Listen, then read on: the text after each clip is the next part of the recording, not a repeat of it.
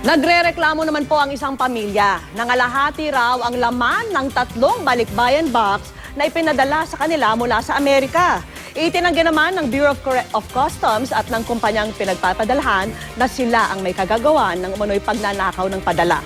At nakatutok si June Veneracion.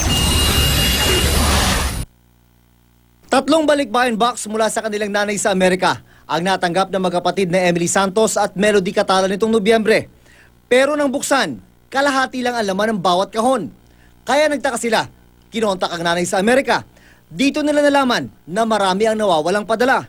Merong merong may lotion, merong mga face towel, may pabango, hindi ang pili ang kinuha. Malinis daw ang pagkakagawa ng umano'y pagnanakaw.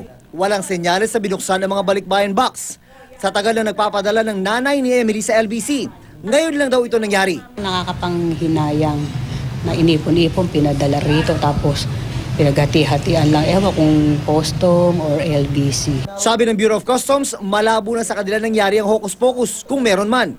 Hindi raw kasi nagbubukas ang customs ng container ng mga balikbayan box, maliban kung may makita ang kahina-hinala sa x-ray inspection. Kung meron mang pilferage na nangyari, we will investigate on that, but I can assure hindi siya sa BOC, not the end of the BOC. Itinanggi rin ng LBC na may nangyaring hindi maganda sa panig nila.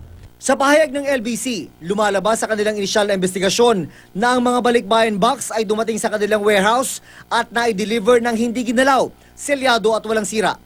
Tinanggap daw ang mga ito ng kasambahay ng consignee. Magsasagawa pa rin daw ng mas malalim na investigasyon tungkol dito dahil bukod pa raw sa LBC, marami pa itong nadadaanan. June Veneracion, nakatutok, 24 Oras.